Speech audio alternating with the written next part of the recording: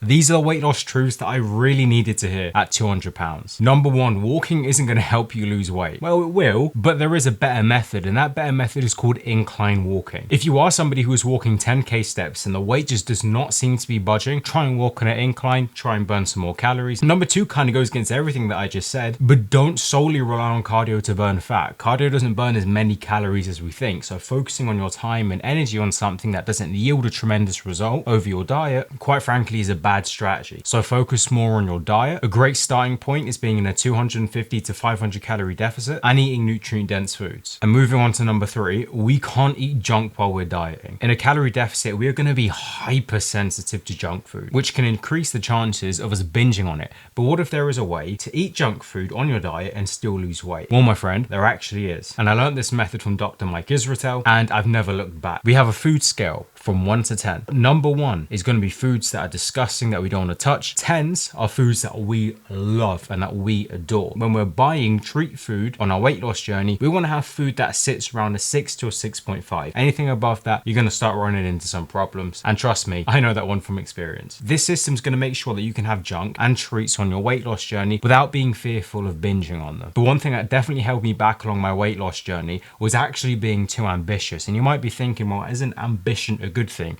Yes and no. No, especially if it's in the wrong hands. On my first attempt of losing weight, I wanted to lose 25 pounds. 25. I lost my first 10 pounds in 2 weeks, starving and doing endless amounts of cardio. The result is that I gained it back a week later. The lesson here is to pace yourself. There is no rush. The quicker you lose it, the quicker it will come back on. I'm a prime example of that.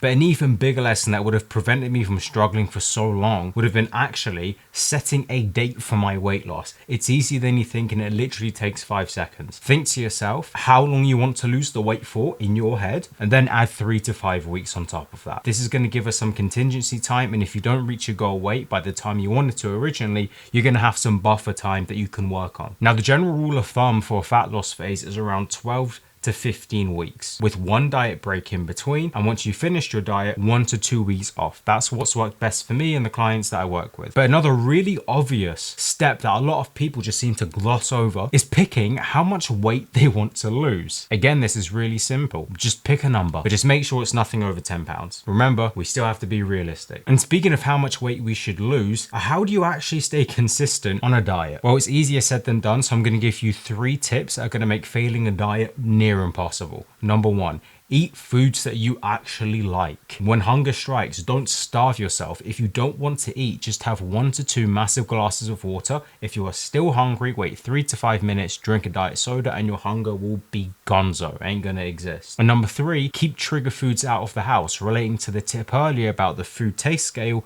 don't bring foods into the house that are over a 7. It's gonna be really confusing if you skipped over that step. Now on this channel, we like to talk about consistency, but what about your motivation? How do you stay motivated on a weight loss journey? I wish I learned this lesson sooner, but the best way to stay motivated on a weight loss journey is to not use motivation at all. It doesn't make sense, so let me explain. Motivation comes and goes, whereas a system, it stays in place, it doesn't move. When you have a system that works for you, you don't have to rely on motivation. A simple system that you could follow if you're a beginner is getting 8 to 10,000 steps every single day. Eating lower calorie versions of your favorite food, use ChatGPT for that. Eat, sleep, and wake up at the same time every day. And weight train 3 days a week if you're a beginner. That's plenty. It's never failed me. It's never failed any of the guys that I'm working with right now. Hello if you're watching. But on the topic of weight, something that I wish that I knew sooner is that you don't have to go super crazy in the weight room if you're a beginner. Start off small. If you don't like the gym, you probably found it too hard, and you probably found it too hard because you were doing too much too soon. So start small and then we can progress. And of course, before I move on,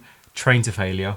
Please, your future self is going to thank you. And this next lesson will save your weight loss journey. Do not, under any circumstances, tell anybody about your weight loss. It creates unnecessary pressure. It can create jealousy. It can create a horrible sense of envy. And worst of all, it can invite unsolicited and uneducated advice that you as a beginner, my friend, do not need. Keep it to yourself, and when you are done, let your results speak for themselves. And to keep this going, here's a bonus one just for good luck. Avoid the comparison game. The only person that you're in competition with is yourself, and the only thing that matters on this journey is that that you today are better than the version that you were yesterday. As long as you can do that day in and day out, you'll make it happen and you will get the results that you desire. I don't promise many things, but I can promise you that. Now, let's be honest, a lot of you probably already knew the information that was in this video. But if you do want to know how you can see visible abs for the first time as somebody who is overweight, I'd watch the video on screen.